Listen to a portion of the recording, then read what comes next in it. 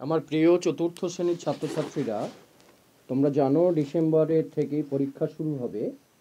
তো আমাদেরকে প্রস্তুত হতে হবে। তাই আজকে আমি তোমাদের যে প্রশ্নগুলো দেব সেগুলো যতীনের জুতো থেকে। তোমরা গল্পটা আমি পড়িয়েছি, তোমরাও পড়েছো, আরও ভালো করে টেক্সট একবার পড়ে নেবে। আমি ক্লাস করার সময় তোমাদেরকে বলেছিলাম এখান থেকে কী ধরনের প্রশ্ন হতে পারে।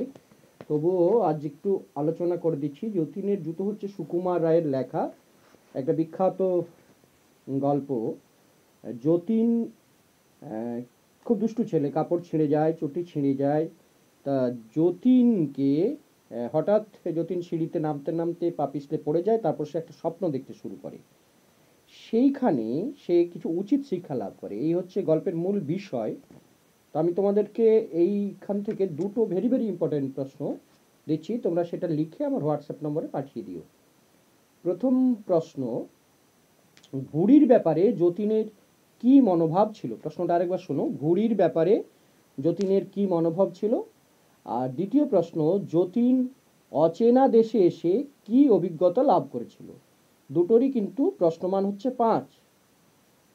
তাহলে বললাম কি কি দুটো প্রশ্ন।